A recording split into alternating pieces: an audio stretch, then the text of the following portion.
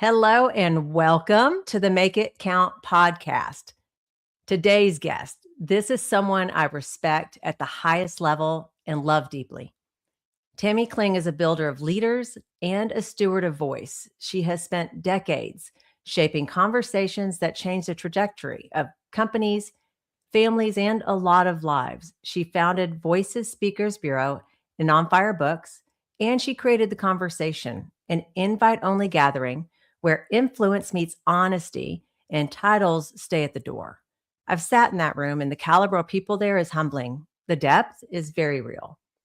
Tammy operates with conviction. Words or currency is not branding for her, it's how she lives. She understands the weight of what is spoken and the cost of what is not. She's helped leaders find language for what they were carrying long before they knew how to articulate it. 15 years ago, at Night of Superstars, she saw something in me before I had the language for it. She challenged me, she sharpened me, and believed in me. That kind of leadership marks you. This is live and clearly sounds like I'm about to cry. They would be happy tears. Over time, that mentorship turned into friendship, and that friendship is something I cherish. Tammy is a powerhouse, grounded, disciplined, clear, and she builds people who build things that last. And I'm so honored she's here. Welcome, Tammy. Good to see you. Thank you. It's an honor to be on your show, an honor to be with you. Thank you for that introduction. That's how I would define you. You're a powerhouse. And that's where when we came together, right, Greg kind of introduced us, right, from Night of Superstars. And you very heavily, and I want you to tell people who you are, because we will have new people that maybe somehow wouldn't know who you are. I don't know how that could be, but there will be some. But there was an event that you hosted something, and it was all women, which is great. There's nothing wrong, right, with having a bunch of women together. But you and I both have also been drawn to help men along the way, right? Like there's this. Definitely. My husband hates it when I say this. I get called sir at least once a day. And I'm like, honey, it's just my masculine energy, right? He's like, honey, it's just weird, especially since he's a bodybuilder. I think, it depends on your calling. I really have had a true calling to work with men. So I think that's why the conversation event, which is, the annual event that we've had, it started out 99% men. And then I think it was probably year 7 to where women started showing up and more asking to attend. And I think that's only because I really felt a call for men, probably because of my father who committed suicide when I was, possibly your childhood experiences have something to do with your calling in life. It could also be that I've just had a lot of male mentors from college and beyond. Yeah. Well, so here comes the big open question for the people who don't know who Tammy is. So share a little bit about just who you are and the things that you have going on. I would say, when you ask me who I am, I'm going to say, well, I'm someone that, loves to help equip people. And it's very intangible. I really love justice. I love to see the right thing happen. I like to see people grow and step into their calling. It bothers me when someone can't step into their calling. Yeah. And I would say, though, who am I? So I have in business, I have 2 companies, and one is Voices Speakers Bureau, and the other is a publishing company, and they're both very aligned. Which is one thing I've been doing really well for 17 years is just using words. Words are currency is something I believe in, of course, and then using words to change lives and really helping equip world changers, whether it's through our, TEDx platform or a book, to just go out and have their legacy in the world. And the thing I love the most, I would say, is I mentor 24 college students, and I mentor other youth that perhaps dropped out of college because they lost their parent, and Sure. couldn't afford it. And I mentor adults, leaders through Vistage, the Hmm. CEO organization. I really love just the mentorship part of Right. helping people step into their calling. Yeah. And I have a list of questions so people will be able not to necessarily see the insight from you, but they're going to glean from you. You can't be in your presence, and you know me, I'm not fluffy. You can't be in your presence and not walk away with something, right? Because you're just so intentional. Are you good if I kind of start with some of the questions? Sure, whatever All you right. want. Uh, your life's work has centered on voice, message, and meaning. When did you first realize this wasn't just what you did, but it's who you are?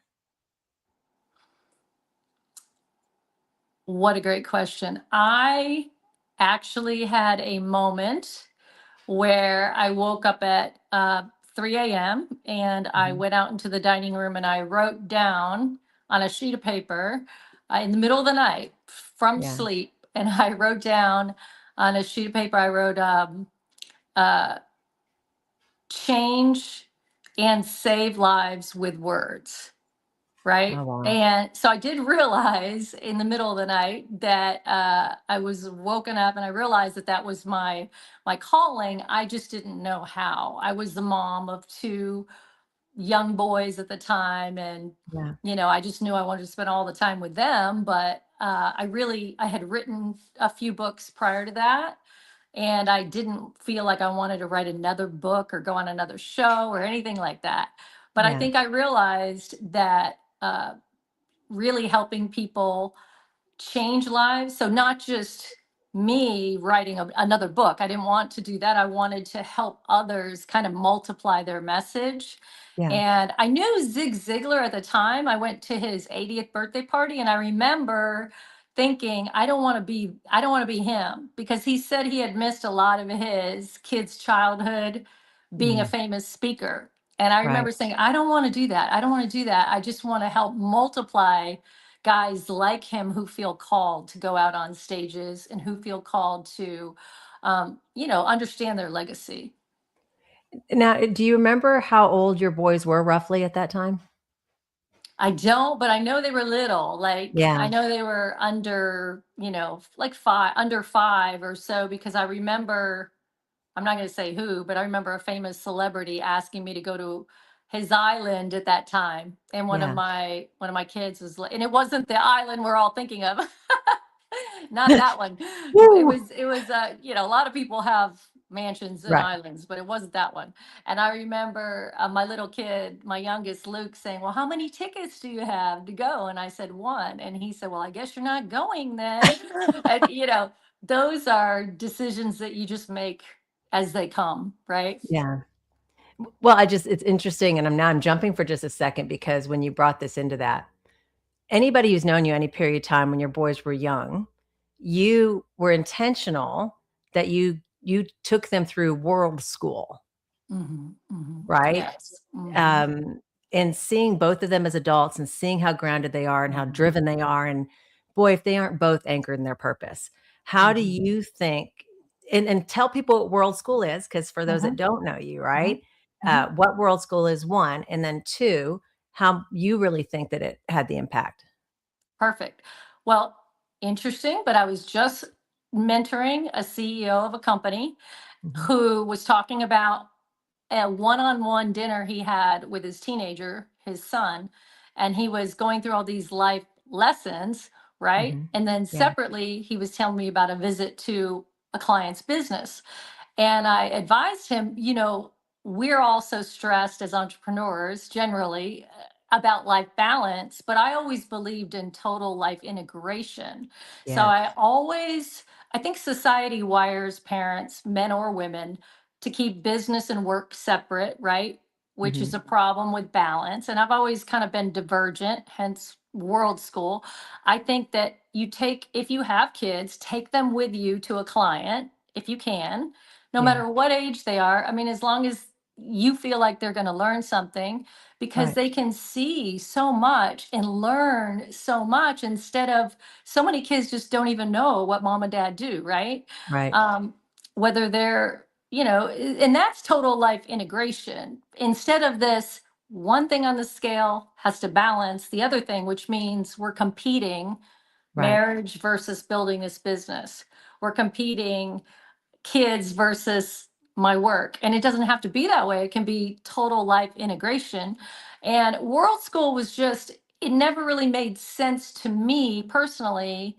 And I went to public school and then Yeah. I went to the University of Florida. It just, when I had my own kids, it never made any sense to me to say, we're all going to go on vacation March 15th through 20th, and the whole rest of the world is Right. going to take spring break and go on vacation. But I'm an entrepreneur and I can work from anywhere 365 days a week, Yeah. right? Or days a year. So it doesn't, sometimes it feels like a week is 365 days. So it just never made sense to me that entrepreneurs would raise their kids in a system. So for us, World School was, we traveled every quarter to a different destination, but we were traveling. So we would spend like summer at a cabin in Colorado that we owned Right. on the river. And then we would spend all holidays, fourth quarter was always in Dallas, Fort Worth at our home. So Yeah. they could, and then they were in sports and everything. So that evolved as they grew. They just never had a traditional classroom. This was before COVID. So everybody, I got a lot of grief from everyone. Okay. How can you raise your kids like that? How can you, and my sole thought process wasn't just flexibility and spending time with them. It was really, I want them to, I think after years of interviewing entrepreneurs, right, Yeah. for their books, I think I really wanted them to have their identity shaped authentically and not Yeah. shaped by all the kids around them. And we had the ability to world school, meaning the flexibility to do Right. it. So we just traveled the world and did school. They did it online. They Hmm. also had classes, just like, some people have online college classes. Both of them got accepted into college at 16. And I said no, because I think 16's too early for us for them to go Yeah. to college. But it's nice to be able to say they got accepted and scholarships. One of them got a nice scholarship, and both of them went to college like Right. normal kids. But we did get a lot of grief before COVID, and then of course when COVID happened, everybody was doing school online. Yeah. Well, and I think 16 years old, the whole intention of allowing them to find their own selves, their authenticity, Mhm. plugging them in with 18 to 21 year olds would Mhm. definitely probably not have been a good idea. Right, I agree. Okay. Next one, words are currency isn't a phrase you use lightly. When did the truth become undeniable for you? I had been working with a lot of the homeless on the streets of Dallas every Sunday morning for a good 15 years. I would get up, drive downtown, leave the kids at home, and go to really the worst parts of Dallas. And I would work in this ministry called Soul. Soul Yeah. still exists today, where you feed the homeless and then dance with them. And then I would go back home and get the kids and go to church Yeah. on Sunday, right? But from about 7 to 9 a.m., I was down on the streets of Dallas. And I remember a couple of guys I would actually bring home with me. Mhm. One never left. I just saw him. He's with us every Christmas. But, I remember holding hands in this circle, this prayer circle. And I remember this one homeless man telling me about how his father left him and he never saw his dad after, like, I don't know, I guess he was a teenager. And Mhm. so he stole a car and he drove down the Pacific Coast Highway Wow. and he was looking for his dad. And he said all he could think of is, I'm going to find my dad. I'm going to go find my dad. Anyhow, he got caught. He ended up being homeless. He never did, he never was really able to reconcile with his dad. But that day I went and I worked with a CEO in a high rise who cried about his father. And Mm. he was in tears. And he said the last time they were together, he punched his father in the face. Oh, wow. They had an argument, and his father had to go to jail prior to that. and he was crying about his dad. And basically, I saw that both the homeless guy that I was able to talk to, Right. use my words to help him. He's off the streets now, by the way. He's got a great job. He just got a brand new truck. He drove up to Dallas to show it to me. And then the CEO, that they both had the same father wound that Yeah. created that, but I was able to talk to them both. Even if Right. they couldn't bridge that gap with their dad, I was able to use my words. And since then, of course, I really think words are currency. You don't always, it's probably the thing I struggle with the most is watching my tongue and the words I say to myself. But I think words are currency. That's the day when I worked with the homeless guy and the Yeah. CEO in the same day. Yeah. That's the day when I realized words are currency. It doesn't it's not going to matter, because I had to change out of my clothes on that day in the parking lot and put on a nice suit to go see the CEO. Yeah. I remember changing, and I remember thinking, wow, I just sat with this homeless guy and now I sat with the CEO, and both presented the same problem. It showed me that the real common denominator is not the money in your bank account. The Yeah. CEO was worth millions, the homeless guy had nothing.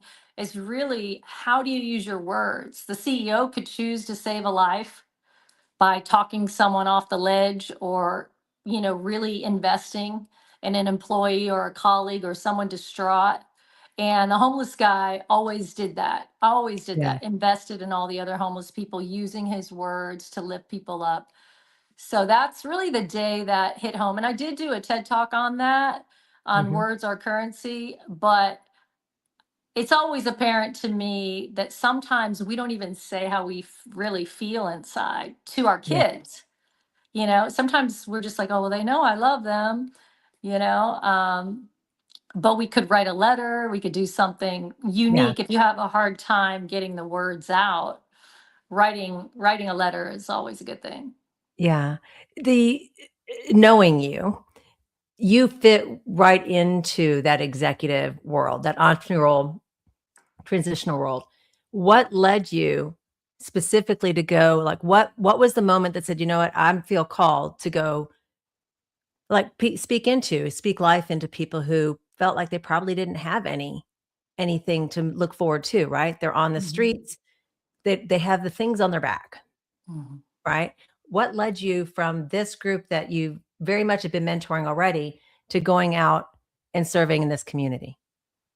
I I think that throughout your life, you have a different calling in different seasons, right?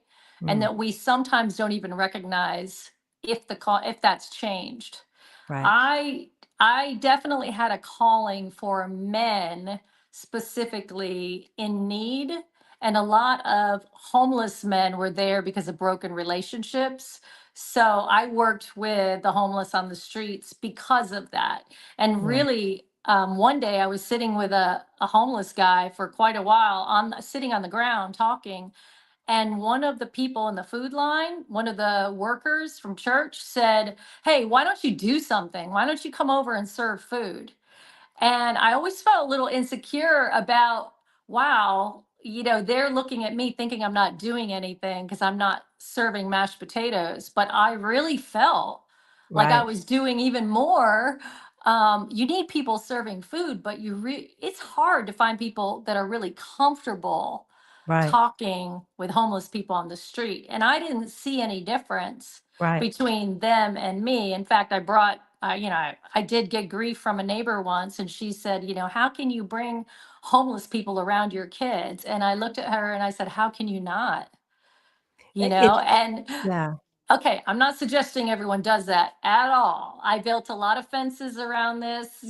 My kids have never been out of my sight, but we have really, developed relationships with people at all levels. They've seen homeless people get off the street. I mean, this guy we're talking about, he is one of the only men that brought my kid to college with me mm, and sent him off to school. yeah, Came on a road trip. He drove one of our cars. I drove with my son. We stayed in hotels along the way, and it was a formerly homeless guy who had Yeah. traveled all over the world with us, dropped him off at college and sat there with me at the hotel later, and other people, it wasn't just him and I, and sat there with me. He's like, "Hey sis, how are you? You okay? You Yeah. okay?" And I think, I'm not suggesting everyone go sit on the street and work with the homeless. It's just whatever your calling is, you Right. have to create space to do that. Yeah. And that taught me a lot working with them. I don't work with the homeless now, but that season for all those years was Right. really important. Well, in being with you along the journey, right? I think the Mhm. thing to clarify for everyone watching is it's not about whether they're homeless or a CEO by any means. You were talking about the wound piece, but I think another part Mhm. that has always been really unique is you have not ever treated somebody based on their station, right? Whether they're in a high rise or whether they're on the street, you have never treated them any differently. And I think that's a human attribute that Mhm. people can really learn from. Mhm. I can remember the conversations over the years, the conversation event where there are no name tags. There are Mhm. no, what do you do? You can't talk about, we don't talk about those things. We're just having real conversations. And since you don't necessarily know all the people, right? It feels like a safe space. But knowing you already, I knew as I would look around the room, some of these people were coming from the street. You had gotten them something to wear to be at the event, right? Yes, that is so Then true. you had people flying in from other countries Yeah. and 100 people sitting around a room. I just think it's really important. I want to make sure I convey that because Mhm. it doesn't matter, right? If we say it's a CEO or at that time they were homeless, that was the station at that time, unfortunately. You've always treated people with the same value, which I think is how you've helped lift people. Yes, Okay, and it's I'm I gonna kind move of on to take this it one. for granted. I think everyone should, Yeah, right? But right, the reason for that, the reason for bringing homeless men to the conversation was I always wanted a scholarship, like 10 right, out of the 100 attendees, but I right. didn't want anyone to feel uncomfortable. So everyone really wore jeans, a blazer, and a button down or something, and they Yeah, sat in these circles. It, I will say one thing, it became so apparent why that was so critical. 1 year after we had already had the event, a young guy called me up and said, "Hey, I want you to send me a list of who's going to be at the event because I want to know who the billionaires are." And I said, "Why?" And he goes, "Because I want to sit by them." And I said, "This is not, respectfully, this is not the event for you because yeah, it's not about networking.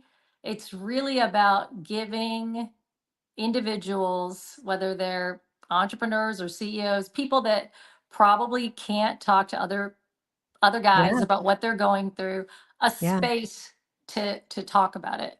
yeah, and I Yeah. as I reflect back on those conversations and, blessed to be there and help facilitate circles. Mhm. The same things come up all the time, right? Mhm. A good friend of mine as well is friends with Tony Robbins, and I'll only use the name because of how he teaches people mindset. Yeah. And he was asking Tony, uh, when do you get over imposter syndrome? And Tony, this is like in the last couple of years, said, "You don't ever get over it. Never. You Yeah. just learn to manage it." Hmm. That's Yeah. so true. I hear that all the time. All Yeah. the time. Well, and that goes to the inward words, right? When you were talking about Mhm. words or currency that we speak to others, the ones that we speak to ourselves, right? Whether and I mean, you think about it, we can be our worst enemy, right? If you think about just serving in general, regardless of who it's been, and you think about the challenge that comes up that you seem to see a pattern of globally, because I know you mentor people globally. What is it that you kind of see a common thread of? I think a common thread is that it's kind of shocking when you're working with someone so incredibly successful who just doesn't see it themselves. Mm, And that is why I think having an advisor of some sort, I yeah, don't like the word life coach. I like the word advisor, yeah, mentor, coach, whether it's paid or unpaid. right, Speaking into someone's life is so important right, because there's a lot of unsaid moments, and there's a lot of things that people have a lot of blind spots, and because you've led the conversation circles, we always have that circle called blind spots, Right. and it gets you to think. Even I, as a facilitator, would 3 weeks after sitting in the blind spot circle would think, oh my gosh, here's my blind spot, and it would just jump out at me. Yeah. I have this blind spot in life that is so critical. And it's crazy how you could have a realization about yourself as a grown person, as a grown human. That is really, globally, people are people. And it's always surprising. I've written thousands of books for surgeons, CEOs, help them publish Yeah. somehow or get on stage, help them share their words somehow. Right. And it's always the CEO that sold his company who said, why would anyone want to hear what I have to say? What? You Wow. Yeah. go to any college and university, you'll see a 20-year-old who thinks they can't be a CEO. There's no CEO class. That's one thing that's really missing at Right. universities, by the way. There's no CEO class. How do I be a CEO? Nobody's training to be a CEO. They're training Right. to get that entry level job or for a profession or whatever. Yeah. Um, but even, I think people that started with nothing tend to have a lot more confidence because they've overcome incredible obstacles, Hmm. but along the way, along the Right. way. But I see a lot of self-doubt for sure, Self-doubt. and Yeah. in the most confident people. Hmm. Well, they seem extroverted. They seem, right? They project a Hmm. level of confidence. Uh, I remember it was at one of the conversation events in a blind spot circle I was attending. So this was probably closer to 2018, 2019. Hmm. And I had the epiphany through those conversations that what I was compensated, what I was paid, I believe determined my worth. Like my value was directly Mm. connected to what somebody was willing to pay me. And if you're working in Wow. other people's organizations, right? They Hmm. have they have caps of what they can pay people. And I'd left I left that. I was so interesting. And then I was coaching, as you know, as a coach. I was Hmm. coaching a business owner who does has horses and teaches dressage and all of that stuff. And he said, I want to get out on my own, but I can only charge this much. Like, why can you only charge this much? Well, because that's what they've been paying me. So he as well had this sort of subconscious, what I am being paid, I believe is my worth. I Wow. can't tell you how many award winning horses and riders he had trained. Right. So it's just sort of, so blind spots are really important because it was when that happened that I sort of, my mind opened up and I went, now it makes sense. I get it, right? I think there's reasons, but we think so small sometimes. You are so right. And it's incredible when I think a lot of blind spots, when people realize them, no one will know. It's Right. silence. It's Yep. silent, right? You're just Yep. going along and all of a sudden, wow, bingo. I realize this. And that is why, whether you're an introvert or an extrovert at any age, Yep. college or beyond, I think that's why it's so important to be able to talk to other people. I know I had many male CEO mentors, and I always kind of felt like, what am I doing talking to this person, right? I'm in a room with all these older men who are talking about their businesses and selling their businesses and Sarbanes-Oxley and all these terms I hadn't heard Yeah. of. And I think it's just the feeling of, if you're a sponge, you can learn how to do anything. I Of mean, course. you're an incredible facilitator and host and leader and entrepreneur. But if you wanted to go start a concrete company tomorrow and you said, hey, you want to be an investor, I'd be like, definitely, because you can do this. It's just a matter of knowing you can do anything you want to do, Right. and you really don't need all the things we think we need when we're a kid. Oh, I think I need a rich daddy, or I think I need $1 million, or I think I need an investor. We don't really Yeah. need everything we think we need. We Right. can do it. We can do it. You can even do it alone, but up to a point. You really need to avoid that isolation. This Yeah. painting behind me is called Isolation, painted by a Chinese artist, Wen Li. Hmm. She went to college to be an engineer, okay? Because her parents wanted her to be an engineer. And she found this gift of art. And she's got incredible paintings, right? This is just one I like because it's called Isolation. It's got a Yeah. big one in the middle of it. Hmm. And so many entrepreneurs, leaders, even very social people feel isolated at their core. And Yeah. how do you see that? You don't see it. You don't. You just have to Right. keep reminding them that that's a common feeling. You're not alone and Yeah. that you can overcome that, right? Yeah. Interestingly enough, you said you have a love for that for a particular reason. We have in our dining room, and I'd not even heard of him until we were on a trip, but there's this artist out of Florida who goes by Create, like Wow. KRE number 8. Hmm. And we saw a showing of his art and we fell in love with it. We bought 4. But the way that he paints is he doesn't paint faces. There's no heads, there's no skin tones, right? It's the fact that in life we are all the same. When if we love to play a sax, it doesn't matter who Hmm. you are, what your station is, you're playing a sax. So kind of similar, right? It's Hmm. yeah, isolation. Gosh, and so many people with I mean, I think about over the years the number of people who you not only have had people come together and get married, right, from Yeah. knowing you, but you I know, and clearly not talking names, you've saved a lot of people's lives too, Hmm. Hmm. right? Why do you think that is that comes to you? I mean, literally, you've probably match Hmm. made more than people who charge a ridiculous amount of money for Yeah. it. Yeah. Well, I have set up 14 marriages. Believe me, I've thought, gosh, maybe my next life will be an actual matchmaker. But it's not anything you can do through a company, right? Yeah, It's kind of supernatural where I was sitting coaching a man who worked for Fidelity and I literally am talking to him, he's single, and I hear a name in the middle of talking to him about his career path, and I hear the name Bethany. And I would never put the two of them together ever, ever. And I didn't even know her well.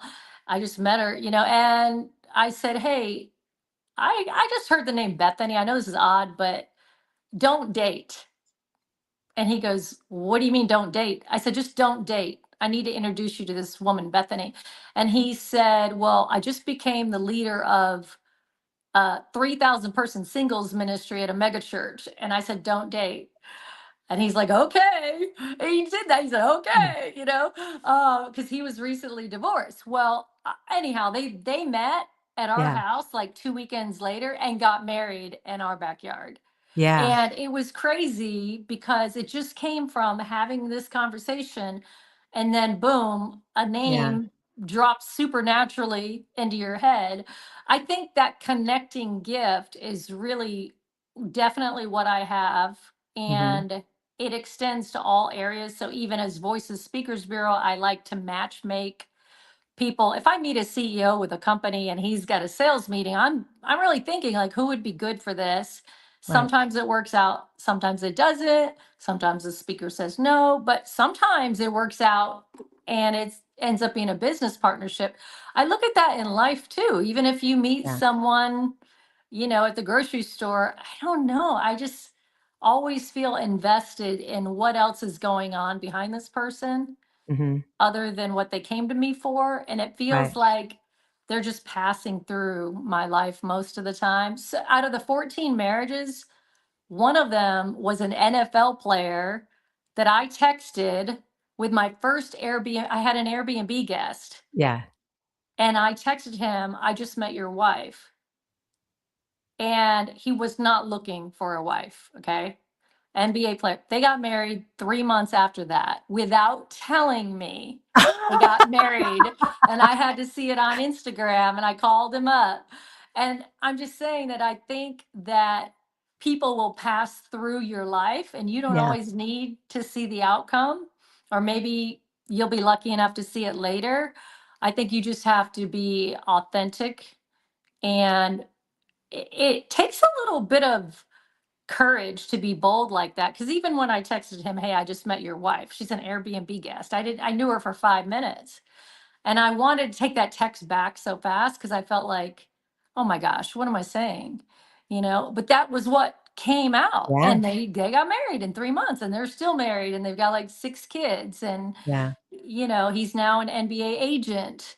He was an NBA player, not NFL. Did I say NFL? No, he's I an meant, NBA. yeah, NBA. And now Yeah. he's an NBA agent. I think you probably know Yeah. Mo. But, and Vincent Bethany Yeah. too. Yeah. So those are the names we can mention, right? Because Right. I bring receipts, baby. But I think I think I think the best work you'll ever do in life is when you're not getting paid. Yes. Because then you don't have any, like, if I tried to get paid to be a matchmaker, would it be organic? No. No. The key that I hear in that is because when you said the word, I was thinking it, bold, Mhm. right? I think all of us as human beings, especially if we have a faith and we believe in God and what have you, we can be in a conversation with somebody or we could be sitting somewhere and somebody comes to mind. But are we bold enough to act on it, right? It's that moment of why did Sarah just come to mind? If I call her, how often does it happen where she's like, "Oh my gosh, I was just thinking about you." Right? So I think there's something to be said for being bold and like when you wanted to take the text back Yeah. because there's some, vibration energies that didn't want them to get together and sure enough, they're together and they're still together and it's amazing. Mhm. And I think we do have to overcome, which may take years to get to this point. We have to overcome our fear of looking stupid Oh yeah. sometimes to do the right thing. Mhm. We also have to overcome, a lot of people that might be watching this might be like, "Oh, I don't like them. I don't like her." Everyone's so judgmental, right? Yeah. I think it's a blessing to be able to not really care about Right. how someone else feels about you. And I wish that every child, every college student could get to that point where they let go of the world's judgment of them, because I think Yeah. it can be very toxic and hurtful. It holds so many people back. It Mhm. holds so many people back. Yeah, That is a look at big you. You left a long time career, and now you've got your own show, your own business, and you moved in silence like lasagna. I think that was, I don't know who that was, Tupac or who said that, move in silence like lasagna. But you didn't care about who was going to judge you on starting your business. You just did it. yeah. And I think it takes so much courage just to step out on faith. What was interesting is I thought I was going to get all this time back, right, when I retired my corporate career because I did a Oh. lot of business travel, and I was like, Mhm. "Oh, it's relative. I'm gonna take this time and No, what happened is we're starting 2 more businesses. We got joint ventures we're about to launch, right? Our real estate is continuing to just blow up. Mhm. I just had to have faith. I had to, one of the things I tell people when they wanna make a transition from employee to entrepreneurs, 1, don't leave your job right away. Yes. Unless right? Because they try to do that, and there's Mhm. mindset things that need to evolve. There's financial things that need to be stable. There's reasons that you have to build parallel, Mhm. and a mindset's a big part of it. And I tell them, when going costs you money, then it's time to go. But until that time, if you really are supposed to do this thing, you're gonna be able to do those things side by side, and the transition will show itself. Yeah, I think if I would have tried to transition like, let's talk about when you and I first met. Mhm. It wouldn't have worked. It wasn't the right timing, Mhm. right? I didn't have the right mindset. Yeah. And it's that timing is, Oh, Tammy, if your computer just died, you are going to be so upset. I won't be because I love you. We're gonna give you a second here, see if you don't manage to get back on. So, hi, see Bruce, hello, Steve, hello, good to see you guys. She had a long call before our podcast. Oh, I think she's coming back. Are you, Tammy? If you can hear me.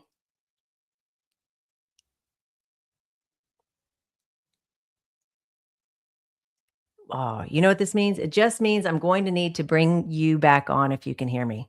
Oh, here she's coming.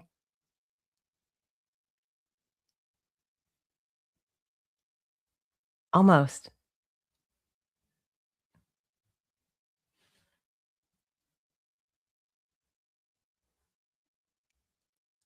Okay. Well, Tammy, it looks like we're having some technical difficulties. We are definitely going to have a part 2 to this because I had 12 amazing questions for Tammy to pour into you all because that's just who she is. She's not somebody you're going to just be able to go out typically and find. She's not a social butterfly. She's very intentional. And I want to make sure we do get a chance to go through these other questions so she can serve all of you, and hopefully lift you up because she's brilliant. So thank you for coming. Tammy, if you can hear me, we are definitely going to do a part 2 because again, we literally got to question 3 and because I can't help it, right? You and I just think a lot alike. Love you so much. Everyone, thanks for coming and we will see you next time.